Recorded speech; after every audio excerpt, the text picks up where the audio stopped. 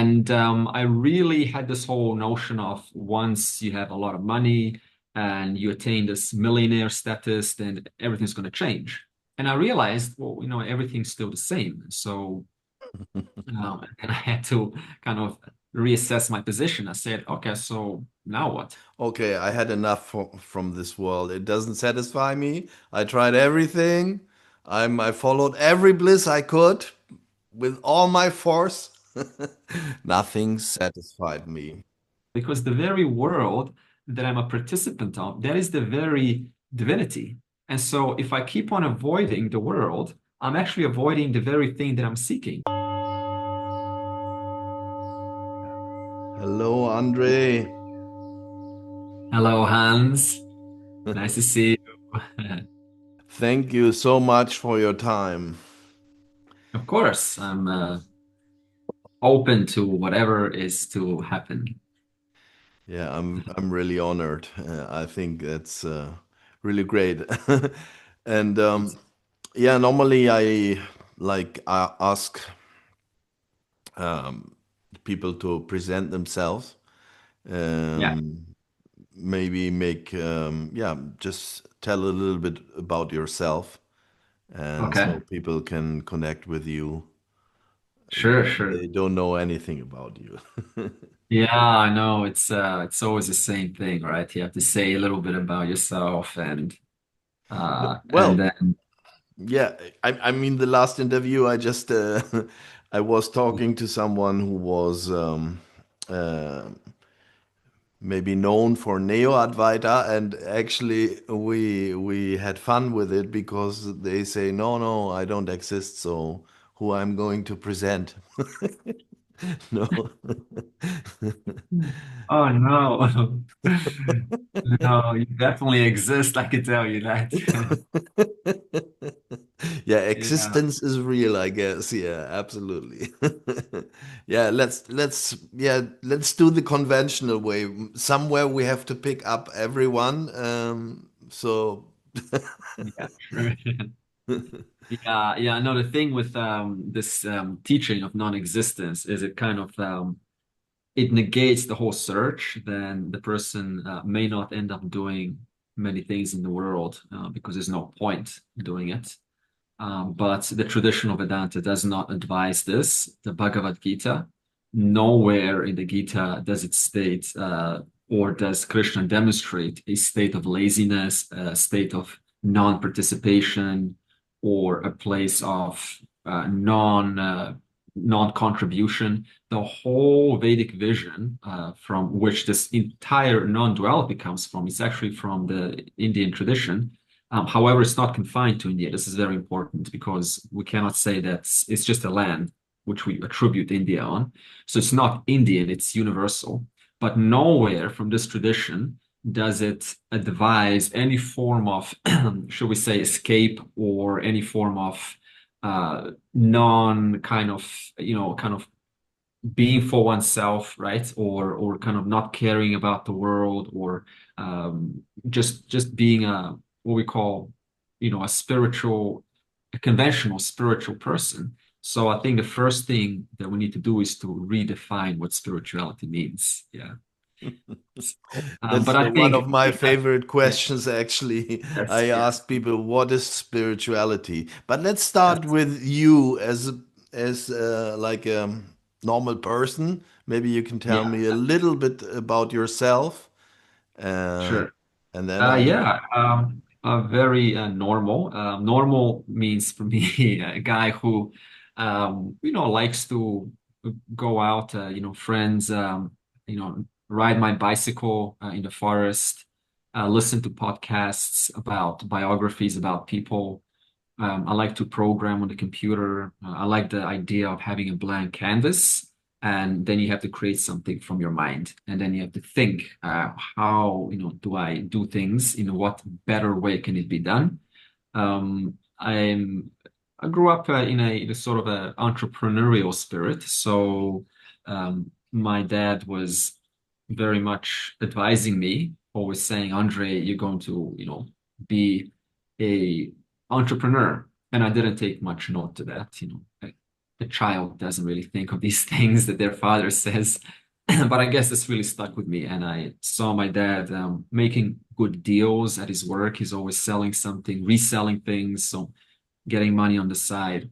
And this grew on me. And so the whole idea for me was, how do I get it myself? I never got any pocket money until never in my life got like 1 cent from parents. It was always, you have to find your way, Andre. And I guess this was good because the question always raised, how can I get it myself? How do I earn a buck? And so when we moved from Europe to South Africa to Australia, that was my first time I ever worked at 17. I was a kitchen hand washing dishes, and I earned my first $50. And that was the most amazing thing I've ever gotten in my life. Yeah, and I didn't buy alcohol or anything of that, any of that nature. I bought a course on memory, how to improve your memory, because I saw a nice course in South Africa called Mega Memory, but I couldn't afford it because I never got any pocket money. So in Australia, it just happened that I found it in a bookshop. And that was the first thing that hooked me into this whole journey of bettering yourself. I have a great memory, memorize and impress women. And I was like, yes, that's what I want to do. I know where that is leading to. Yeah, exactly right. You're gonna memorize all these scripts and just play them back and enjoy the reaction. So this was the naughty child, right? What to say? But very soon I was like, consuming lovely self-help material. It opened up the whole world into betterment, the quote betterment, the self-development. And that was lovely because it taught me to think differently. However, that different thinking caused some conflict with my dad because I no longer thought that the world was an unfair place, that the world was there to use me. I saw that the world was, actually a place of opportunity, a place where you make yourself something, that people are not, there to kind of use me, that people are honest in general. So all these things started to change for me because I got involved in these wonderful materials like Tony Robbins and Brian Tracy and Jim Rohn and all these self-help gurus. So I studied them for many years, and naturally your perspective is going to shift. And so I remember one day when I was just very angry, that I kept listening to my dad talking about, politics and how people are like this. And I was like, I can't listen to this anymore. So my whole shift had to, out of anger, really, I just couldn't be in this environment. Um, and I just said, I'm going to study how to earn money and move out. So that whole push, I transferred that anger into a productive push to learn to make money. And I did. And so I started selling on eBay, jewelry from you kind of buy wholesale and you sell at retail. And that went really well. And very soon I moved out, and my whole journey of manhood at 21 started to accelerate dramatically. So that was wonderful. And then I really got good at business. It was my passion. I love the whole splitting, A/B split testing, which price point is the best, collecting the leads, following up 7 times, writing the good sales copy, red headline, dear friend, and the AIDA My formula. God, you are pushing my YouTube channel up, because if we talk about how to make money, Exactly. people love this. This is so exciting. Keep talking. So really, in terms of normal, you can see that I'm just a man who just loves to, participate in this whole entrepreneurial spirit, who likes to create. I like to learn languages. I like to memorize, like Sanskrit's a wonderful exercise for your memory. But getting back to what was we Yeah, what money, were right? we talking about? What was, I mean, there must have been this one moment where you kind of there was a switch, and Yes. you got interested in the spiritual part, I guess. I yes. So in my early years, so 21, right? We're talking now. And so I was now into business, and I became very, very, by the grace of Lord, very successful. And I really had this whole notion of once you have a lot of money and you attain this millionaire status, then everything's going to change.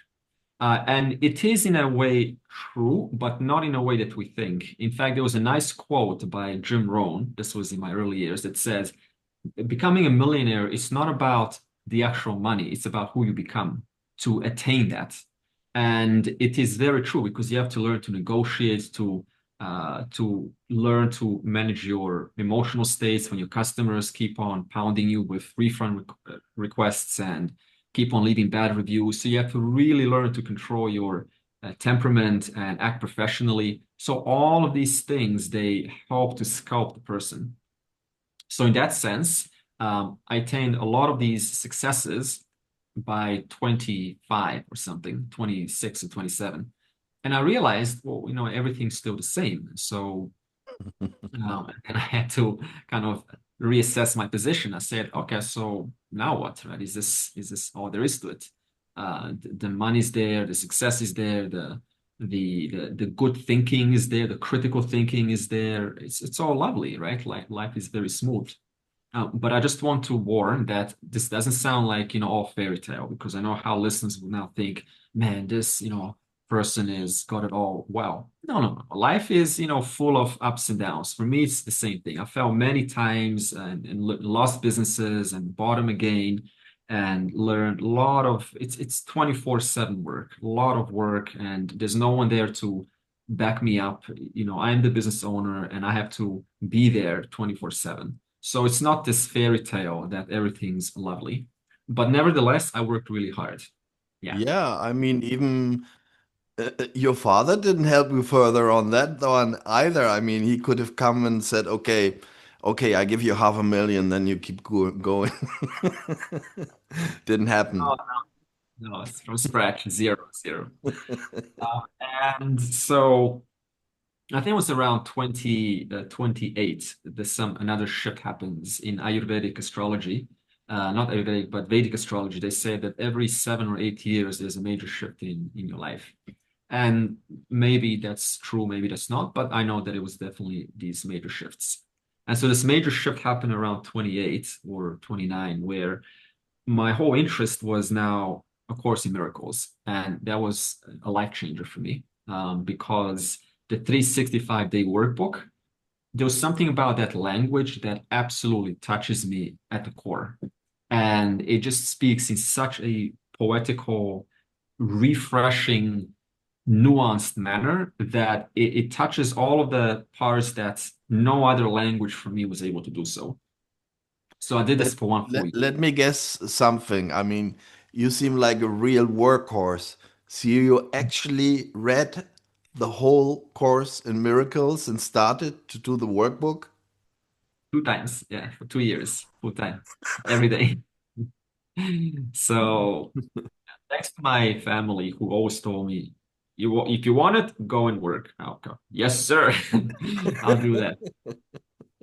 Oh, So what a blast. I mean, wow, that was a very good investment of time, I guess. it was a wonderful investment because it reshaped my perspective about the world. How do I relook at the world? It's not just the world anymore, but it's an expression of God. And this was so important to reconnect with some divinity besides just business. So right after this course ended, actually, right, I mean, like 5 days later, after the Course in Miracles finished for me, Vedanta came into my life, and I basically came into um, India, and my first entry point. I just wonder, some people they insist that I heard it someone saying that A Course in Miracle is a very non-duality book. Do you agree Uh, with this? I wrote an article on the website about that, and it's not exactly strictly non-dual. It's more like Vishishta Advaita. It's it tries to make it tries to introduce non-duality in a brilliant manner for the Westerner. But one also has to use a backup form amongst that. And that backup is, of course, Advaita Vedanta. So I would say it's a precursor. It's a brilliant way to introduce it for a Christian, for someone from the Western world. But if you want to have the glue that puts it all together, that makes all sense about everything, including A Course in Miracles, that fits it all into one holistic one thing, then you need a different methodology, and that is where Advaita Vedanta comes in. So So, it's true, yeah. but relatively true. Yes. So you actually got in contact with Advaita Vedanta. You went to India. That sounds exciting. Like Uh, holiday? I, sure, I don't want people now to say, they think, oh, it's all in India. No, no, it's in your local, country. Okay, this whole thing, India, this has to stop. Okay, India is just a piece of land with the name India on it. It's Yes, I agree. I talked to a philosopher and he just mentioned, there was Heracles, there was Buddha, there was Lao Tse, and more or less he said, well, it was all more or less at the same time, yeah, So there's yeah, other teachings as well, but there's yeah. something special about India, I guess. You could say that. You could say that. For me, it just happened that the course was at Arunachala. If it was in Germany, I would have gone there. If it was, right, whatever. So it was at Arunachala, and I honored Ramana Maharishi for a long time. He was like my hero, the embodiment of Buddha, of everything. We always, I think we have this one person in our life that somehow we connect to, that talks our language, that touches our being. And for me, that was Ramana Maharishi. That's all I know. And so I found a book of someone who was commentating what Ramana was saying. And I thought, this teacher, I have to meet him because, if he knows what Ramana knows, then I have to meet him. And so that's a great thing. And it's in India. So it's lovely. My first time in India, let's go. So yeah, you could say it's a holiday. And it was a 25-day course on Bhagavad Gita. See, the thing about Bhagavad Gita is that is the essence of non-duality. That's what most don't know. They think that Gita is sort of this a fighting story, but this whole fight is a metaphor for being in life, being amidst these challenges and roles that we play with our family, at work, with our parents, in our business. So this whole fight mode, when Krishna says to Arjuna, "Go and fight," is not saying physically fight. That is a metaphor, because Arjuna is a warrior. In reference to Arjuna, he says, "Go fight." In reference to Andre says, go and do your business. In reference to a program, it says, go and program. So it's not this whole fighting thing. So he says to us, go and do what you have to do in this world, because the world will give you the experience. World will give you the right lessons so that you can mature up, so that you can remove this whole sense of judging people, judging yourself, and carrying these whole sorts of irrational notions in the mind. And these irrational notions is what that we have to clear up. So the Gita clears up all this irrationality that we carry in reference to what a spiritual person is. Okay, so I go buy the book and I'm done, right? If it's taught in the right manner and depends on who's teaching it. And so the Gita, for the first time, clarified for me, what does it mean to be a spiritual person? What is an enlightened person? And so one of the things, as I said, is knowing the right perspective, putting things in the right perspective, not avoiding things, not denying things, not getting away from things, but just seeing, here's what this is, and here's what this is. Just seeing it, putting it in the right place. And so this was very important because for the longest time, I've been taught that I have to avoid things. You have to kind of, separate myself from the world. The world is there to pull me into the samsara, all these notions. But Krishna doesn't say this. He's not saying get away from the world, because the very world that I'm a participant of, that is the very divinity. And so if I keep on avoiding the world, I'm actually avoiding the very thing that I'm seeking, which is divinity. And so after these 25 days, my whole perspective got reshaped and brought down to earth. I just call it being grounded, brought down to earth. A normal, rational person with critical thinking. And this is why I love Krishna's teaching, because he's rational. He is very normal in his approach.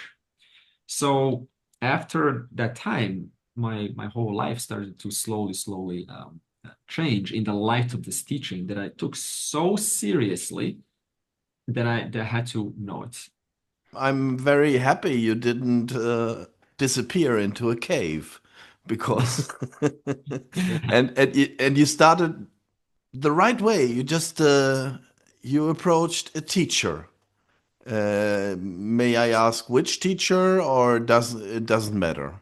When it comes to traditional Advaita Vedanta, it matters less because it's very similar, the teaching. In fact, not very, but it's exactly the same. So this teacher is, his name is James Schwartz. He was the first person that I officially got this teaching from. And the reason why it worked so well is very simple. The whole Advaita puts it all together. Whereas every other teaching, in my experience, it's a little bit of here, another part is over there, another part is over there, but it never kind of reconciles all parts. So I'm always kind of flying around. On one hand, I have what it means to be a spiritual person, but on the other hand, how do I manage my family? How do I manage my business? But until someone says there's no contradiction, in fact, your real world experience helps you to clear up your mind, to think right. And that is the very thing you need to think properly in reference to who you are and what you are. So there's no conflict in them. That's very fortunate in a way. Unfortunately, it turns out I'm 60 years old, and I was looking, yeah, maybe I should go and see some real teacher over there in India because they know. And turns out they don't want people those are 60 years old. Maybe they are frightened they're gonna die in their ashram, I think. What's Yes. happened with the older ones? Is it too late? Krishna has a good answer to this. So, Krishna, for example, if we ask who listened to the Gita, and there are three general people, there is Arjuna, there is Sanjaya, and is Dhritarashtra. And they all had a different response. For example, Arjuna is the one who asked all the questions. So you always have this student who is active and engaged and is so curious. He or she is the loudest one in the class. They want to know it all, right? Now, they could be 60, they could be 70, they could be 20, whatever. And then you have Sanjaya. Sanjaya happened to be listening to the Gita. He was receiving the message also. And he wasn't really asking for it, but he just happened by sheer luck to listen. And he didn't quite make much of it, but there are certain chapters, especially chapter 10 and 11, that it absolutely transformed his overview of life. He said at the end of the Gita, he says, whenever there's a teacher like Krishna and a student like Arjuna, victory is guaranteed. In other words, whenever there is a guru shishya, a guru, the right teacher and the right student, victory, that means knowledge, is certain. So he was very touched by this. And then you have Dhritarashtra. Now, Dhritarashtra he had it all. He was a king, but he was constantly in his little bubble. So he was also listening. His ears were listening to the knowledge, but he was too preoccupied. Who's going to win the war? Are my sons going to win the war? So even though he heard the words, the most amazing words, he was just not available. His mind was not available to the knowledge. Now, the question is, you can have a 25 or a 30-year-old unavailable to the knowledge because they're still thinking about work and business and some domestic affairs and their child having some problems at school. And you can have someone in their 60s who's already gone through all of that. Their kids have grown up and they're available to life.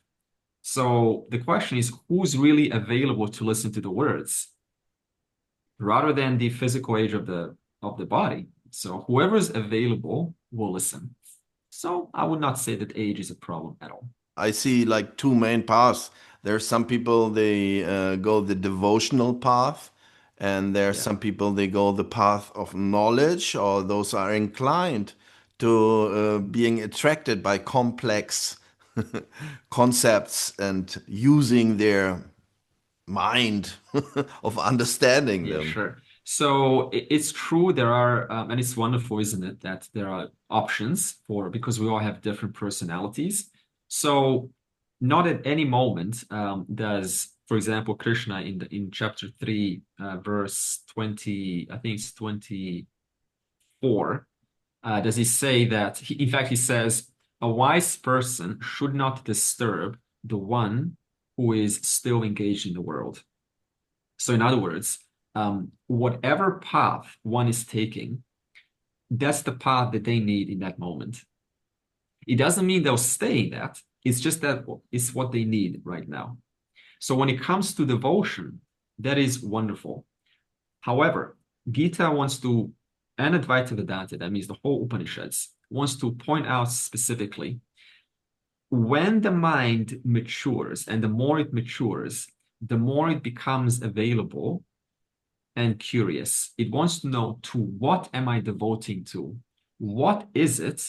What's the relationship between me, the worshiper, and the worshipped? It wants to know. And the more it becomes cleaned up through devotion, through the path of yoga and sadhana, right? Spiritual practices, the more it just naturally wants to kind of get involved in the, as you say, the details. Because if I keep on devoting, one day I'm going to say, yeah, but what is it that I'm devoting to? I want to know. And that's what they call now, I'm a mumukshu. I'm a mukshu. I'm now mukshu means a seeker who doesn't quite know that I still need knowledge to complete my journey. So there's still sort of, a little bit of Course in Miracles, a little bit of yoga, a little bit of, it's a big marketplace. But that whole marketplace cleans up their mind slowly. It matures them up to the point where the next turn they say, now you're a Jijnasu. Jijnasu is a seeker of knowledge. That means I am now ready to investigate deeper into the reality. I want to know the question, what is my relationship to the world, to the Lord, and what is God? What is the definition of God? How do I relate to that which is formless? I can only relate to form. How do I relate to the formless? How do I prove and demonstrate right now in my experience that there is the presence of something larger beyond just forms? How do I show that? And how do I live that? And what does it look like when I live that? And in what way would I have to see you and the world and challenges when this knowledge has fully assimilated in my mind?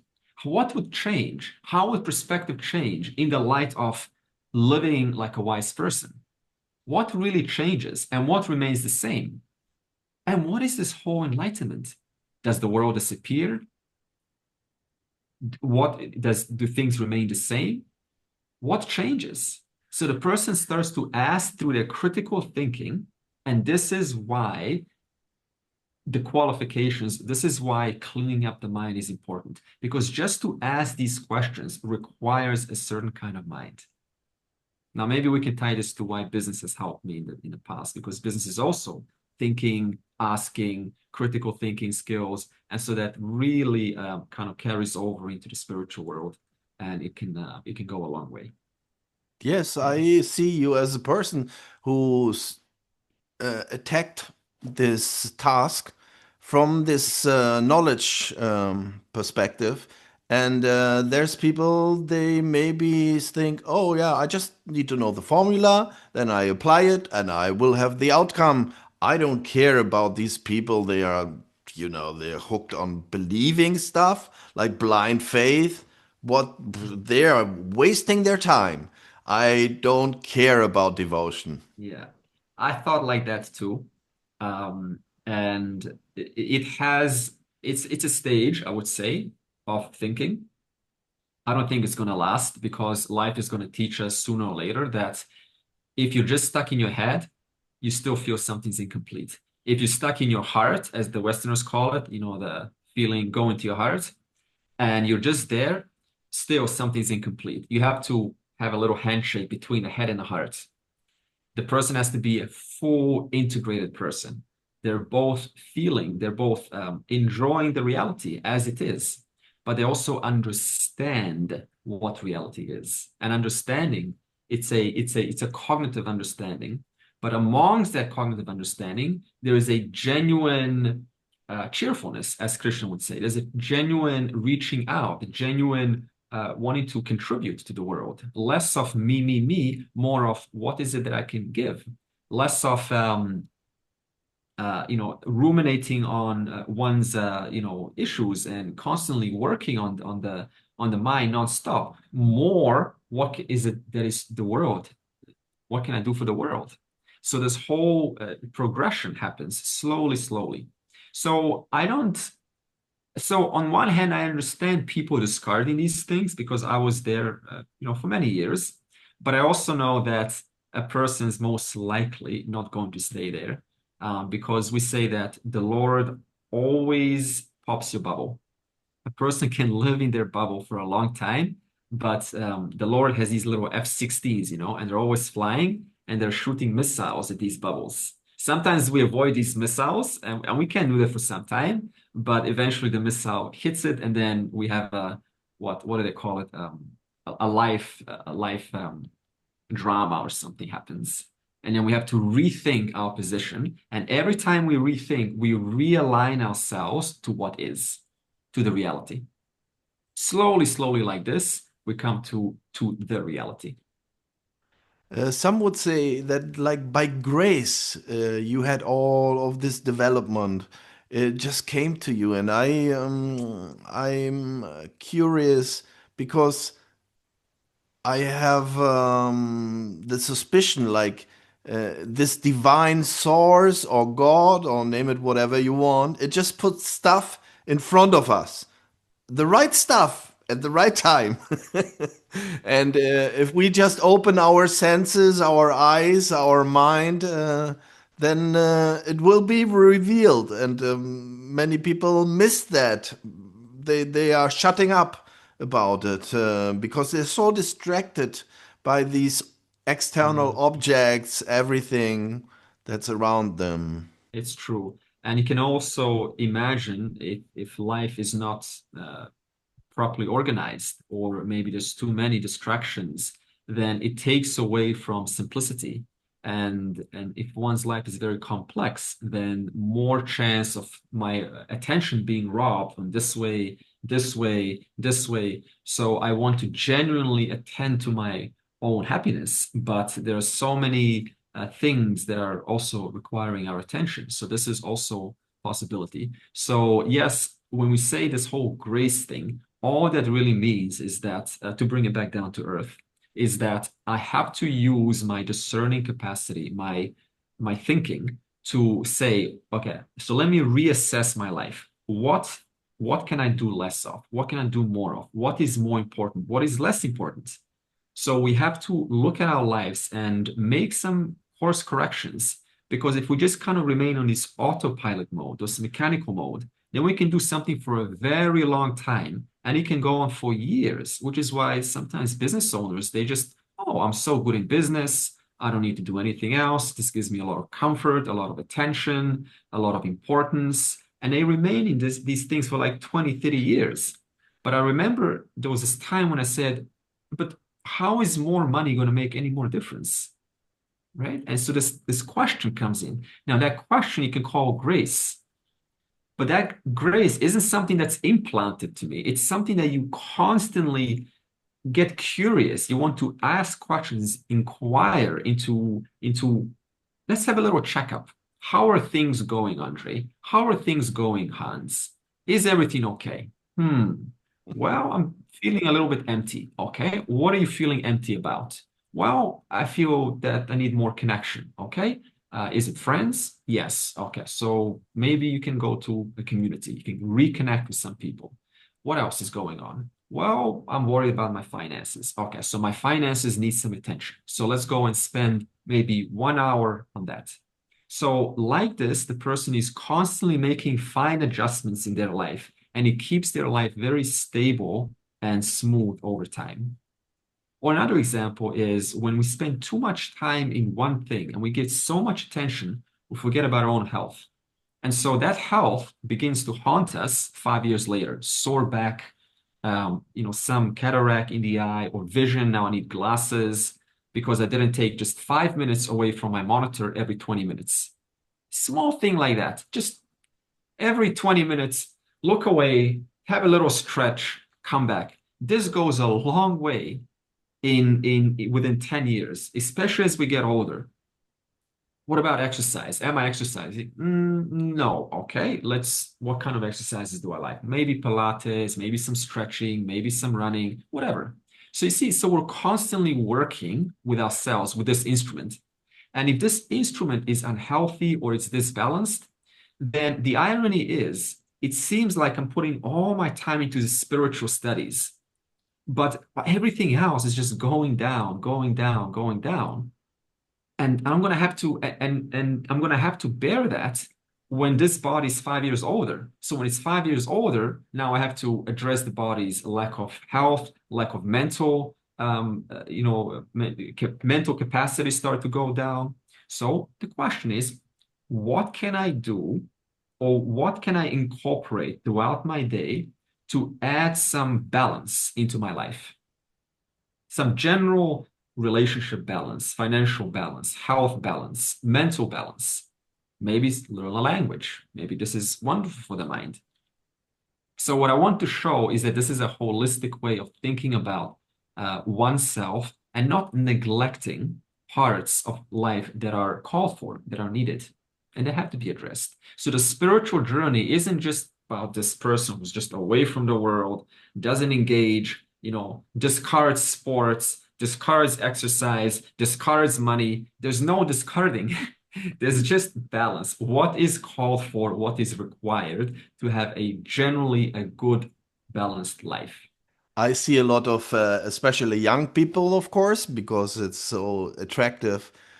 People are trained on a daily basis. We got the mobile phone, and it is training us to have like intermittent attention. It's always something else and next and more. And now there's this new thing called AI, so we don't, maybe that can solve everything. And we're so distracted.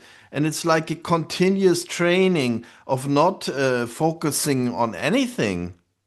It seems like the more options we're given, the less we participate in any one option. It's just like a general little bit of AI, a little bit of Facebook, a little bit of this, a little bit of videos. So I think what a person might do, or one they're invited to try, is to ask themselves, what is important in my life? What are the top three core values that enrich my life? What is it that gives me meaning and purpose? What would have to be in my life available to rejuvenate my sense of why I am here, to reignite this fire of existing? Like, why am I existing? What is the purpose of my being here? What is it that moves me, that drives me, that gives me this youthful moving forward energy? What is it? What is important in my life? What do I really value and uplifts me? So if we get a little bit clear about this, I think we could be a lot more cautious and a lot more deliberate about what am I attending to and for how long. If I don't have this, then it's very easy to be pushed about by all these wonderful attractions, such as you say, right? Facebook and social media and YouTube and Netflix. So, an example, um, this AI, I think, is wonderful. I think it's the greatest thing that's happened. But I only say that because I made it so. So now you have these voice chats, so you can talk with AI. So what do I do? Well, whenever I'm experiencing a challenge, or before going to a shopping mall, very common.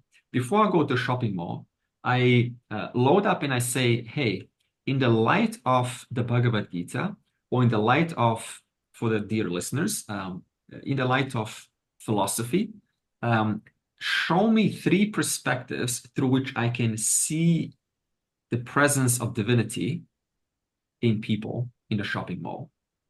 Like, show me three ways through which I can see the world to induce or to help me see the presence of God in all things, for example. And one time I was going to see my friends to a restaurant, and I said exactly this. I said, give me three ideas by which I can interpret this situation that I'm going to. And one of the things was um, gratitude. It says, be grateful that you have this lovely party, that your friends are coming, that you have this opportunity. Perceive the waitress and the waiter as a manifestation of God. And I thought, this is so beautiful. See, if I didn't do this, then my mind would have gone to mechanical mode. Oh, hello, waiter. Yes, like this, please, please, please, done. So in other words, I missed out my spiritual practice. So now I say, okay, so let me just get a little reminder to prime my mind with this knowledge. So by the time I do go, my mind, at the forefront of my mind, there is this knowledge that I'm not just seeing a waitress, but I'm seeing a manifestation of the Lord. It's right here, right before me. And this is so wonderful because every time we do something small like this, it trains our mind to start thinking differently. Because one thing that I see that many people ask for is, hey, this knowledge, it sounds wonderful, but how do I live it? How do I live it? How do I see the world in a new perspective? And so AI can be a wonderful tool for that. Mainly, it is a kind of a mirror. So as you talk into it, it comes back.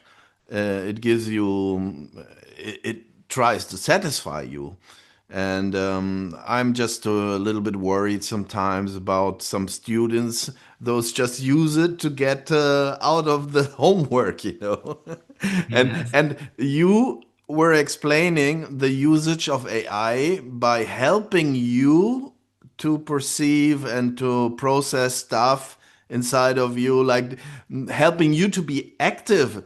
But a lot of students, they just use it to be not active at all. They just, yeah, give me Yeah. something. My homework Yeah. is done. I don't even read it. See, this is just like with the Gita. Three people listened to the Gita, Arjuna, Sanjay, and Dhritarashtra, but they had a totally different interpretation. So same thing with AI. You can have three people. One will use it for the good, to gain perspective, to help some, self-therapy. Someone else will use it to generate jokes, and someone else would to cheat exams. But I think that's not a good idea because your most precious instrument that you have is your mind. And the more we delegate skills like creative skills to AI, the more we lose it ourselves.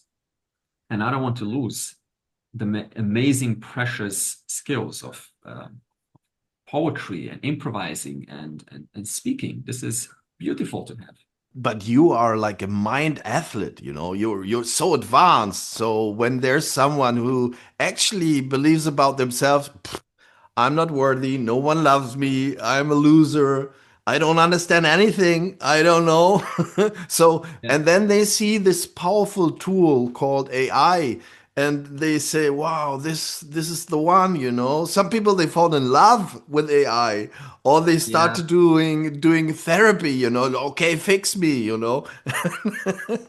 I think some people do use it for therapy. They say things like, I am feeling down. I just had a fight and there's this emotion is not leaving me. How can I process it in a healthy manner without denying it, without pushing it under the carpet? How can I look at it in a different way? How do I look at this breakup in a different way so that it doesn't leave this resentful bitterness in me? And then AI can say something like, well, I understand that this person taught you, certain lessons, and you had opportunity to respond.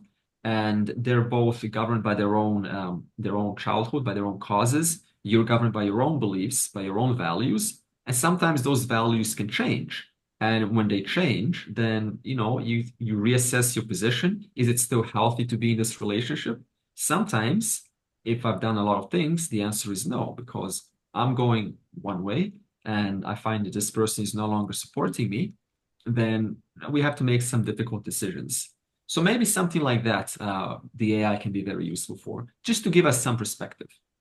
But I wonder, especially like for those who think of themselves as not worthy, not intelligent, like not living up to the level that is expected for them. How can they understand their value and the value of being the one who's living this life, and that it is important, even if they don't know everything, they have their own voice. I think that is important, don't you think? I think it's very important to know what place do I have in this grand scheme of things? Where do I belong? What are my strengths, my unique talents? Where do I shine?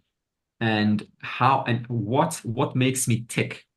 And as I said earlier, the world is a wonderful place to discover that. It's not possible to do that at home or in the cave or in the mountains or Rishikesh or the Himalaya because it feels like, oh, everything's okay. But I'm living, all these latent, unaddressed issues are still dormant. And so when we go into the world and we get triggered, if we are mindful, now I know how it is. It's not easy to respond always. Sometimes we react. In fact, most of the times we react, but that's fine. When we react, then after we do our whatever we say, then we can just backtrack a little bit and say, okay, so what could have I done differently? One single question. What what went right and what could have I done better? So I think about the situations. Well, maybe I raised my voice too much. Maybe I didn't listen to their perspective. Maybe I was too concerned with my own ideas. Maybe I was in my head. I was not really present. Okay. So what will I do next time this happens again? Okay. I will just take a breath and I will listen. Just listen before responding. Simple. One little thing. Now, next time, again, life throws a challenge. And then I wanna say something. Okay. Interesting. Okay. It's not gonna be easy, I know. So this is one way to optimize this instrument, as I say, the body-mind instrument. So yes, it's not easy, but one has to start from where they're at. Where's the starting point? From wherever you're at. That's your starting point. Maybe follow your bliss, because it helps you to discover what you like, what and maybe what your strengths are, and even if it leads you into the wrong direction, you'll find out quickly, Yeah. and then Yeah. you can like take a detour. That see, sometimes follow your bliss can be a little bit misinterpreted because often people go by their likes and dislikes. So if my like is for you know whatever it is for only hanging around with a certain kind of people, then even though somebody else shows up, I have a dislike for them. But the truth is, I really need them for my own development because I have a different perspective to show me. So maybe, I avoid old people because old people is not my generation. No, I say I'm intentionally not going to follow my bliss because my bliss is where? With young people. No, I'm going to go inside that circle of older generation because maybe they have something that I really need to hear.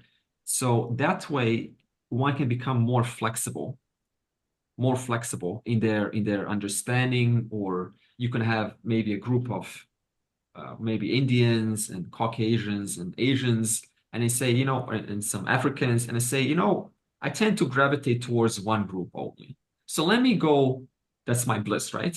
So let me go towards another group. And then you go inside that group, and it's not very comfortable, but you learn something. I just talked yesterday to a guy, and he defined the guru as the one who's putting the finger where it most hurts. It's the one that tells you, you're like shit, what are you doing? You know? Yeah, exactly. No, and it's such so much truth there because we're very comfortable with what's easy and has little resistance and what's familiar. However, what's familiar, it implies you've done it before. But what you're really seeking is growth and evolution. And that growth and evolution is usually found in those places where it hurts.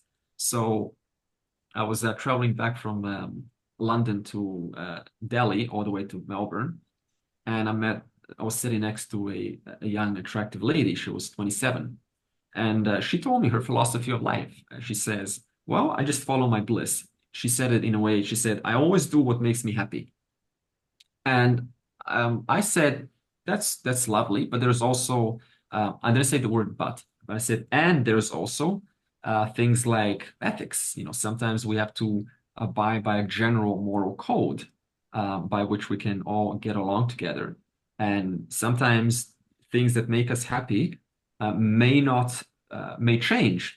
Today it makes me happy. Tomorrow, my whole understanding of life starts to shift, and suddenly I say, this is not making me pleased anymore. So I have to now make some course corrections.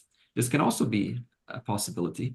So we have to be, I guess, ready for changes because nothing's really going to last for a long time. So I may be very, very into this now, but then, tomorrow suddenly I find, my whole desire for um, a particular set of, maybe this person has started to change. Now I want something else.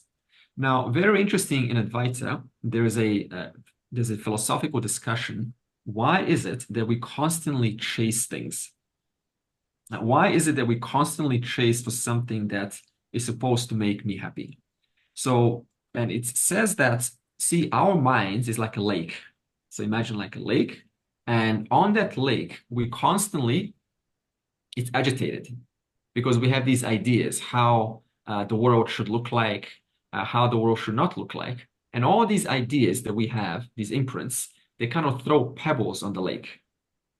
And every time the lake is ripply, it causes agitation in our minds. So what we want to do is we want to make the lake still. And the way to make the lake still is by pursuing those things that we like, right? That's called following your bliss. Now, when we like them and we are amidst those things that we like, what happens sooner or later? Another pebble gets thrown. Because now I say, okay, now I'm with this person. Now I'm with this. Now my business is successful. And now I have everything that I want. But there's always slight chance for improvement, for betterment, isn't there? And every time it is like another lake, like another little pebble gets thrown. And then again, now I'm not happy again. And then again, I chase for something else. And this can go on forever, forever. Of course. And Yeah. then And then, eventually we have to come to this point where we like say, okay, I had enough from this world. It doesn't satisfy me. I tried everything. I followed every bliss I could with all my force. Nothing satisfied me. exactly. But at the same time, it's not that anything's wrong with the world. It's just my perception has become a little bit skewed. And what I need to understand is that objects are just objects. No object has a real value. It's that we attribute value onto objects. We say, okay, so woman equals high value. So I need therefore woman. Money equals high value, therefore I need money. Now, there's nothing wrong or right about either of them. They're just what they are. But then we kind of put so much value onto things. So now Vedanta says if you want to reduce this constant agitation of the mind, you have to reassess your values. In other words, let's take a golden watch. Okay, a golden watch is just what? It's just gold. It tells the time and it's warm. That's all it is. That's normal. That's called objective value. But when you start to kind of add your own subjectivities, then you say, watch equals prestige, watch equals status, watch equals importance and love from people. Is that true? It's For not true. some, Yeah. for a little while. So this means as long as it's true, I mean, it's not objectively true, it's only true for me. So as long as it's true for me, then I will be dependent upon this watch. That means now I will fear of losing this person, fear of, and now I will try to do things to kind of maintain that relationship. I will hold on, I will cling on because I've attributed unnatural value onto something that is just, that doesn't have that value. It's my own bubble. So Vedanta says I have to reassess the world without getting rid of things. There's nothing wrong with objects. This is what we don't know. We think, oh, objects are the problem. They're not. It's just that we add too much importance to objects. So I just have to relook at objects and say, okay, what can this do for me and not do for me? The watch can tell the time, full stop. That's all the watch is made for. Can the watch give me status? No, that is my own subjectivities. This I have to relinquish. The watch can give me a sense of self-importance. Is this really true? No. So this I have to also relinquish. So little by little, we start to re-see the world as a value neutral place in which now you can relax. As long as the world has these, these big spikes of, this is important and this is not important, then we always are kind of bothered by objects. The whole thing is just constantly, I don't like this, I like that, I want to get rid of that. But in actuality, all objects are just expressions of divinity. Yes. So Vedanta says first step before anything, reassess your relationship to objects. That's it. Just look at it. Am I putting unrealistic value onto objects? And what can this really do for me and not do for me? And then we, what's called ground ourselves. We say, okay, now I can just live without being pushed about by various objects in the world. Now I'm no longer pushed by, oh, there's a party, let me go. Oh, there's a TV show, let me go. I must watch it. Why? It's just a show, right? It has no real value. So this requires reassessment, and it's not an overnight process. So you see, the Gita is not about you should stay away from objects. You should, get away from the world. It just says use your God-given mind to rethink your position in this world. Just reassess, reevaluate your relationship to things. And when you do, you reduce these unrealistic spikes, unrealistic value attributions that we have, like planted, wallpapered over the object. And when that happens, then I can have a objective, proper, clean, healthy relationship with you. Otherwise, I'll keep on expecting from you, hey, you must satisfy my needs. You must always be, this loving husband, loving wife. My children should be the number one in school. My family should always be, happy. This is all kind of unrealistic. And as long as we carry this, what happens? Conflict. We carry on demanding from the world what the world cannot intrinsically give us. And there is no peace in this kind of a mode of thinking. And peace we need. We need And inner peace and we need outer peace. And the way that we want peace, is we want to make the world, change the world so that it satisfies our fancies. You see this? To satisfy our idea how the world needs to be so that it accommodates my vision of it. But that's just my vision. It's not a universal vision. That's my own value attributions. And as long as we have this idea how the world should be and shouldn't be, it keeps on throwing those pebbles on our mind. And each time it agitates us. And what do? We try to change the world to appease our minds. Krishna says, this is ineffective. It doesn't work. Rather, look at objects and change your relationship. See them as they really are. And then you will be okay. Just like when we were a child. A balloon. Remember a balloon as a children? Oh, we were protecting those balloons. If someone popped that balloon, it's like a whole world just demolished. But now you just look at a balloon. It's a balloon, it's just a marble. Look, I neither hate it nor do I love it. It's just a marble.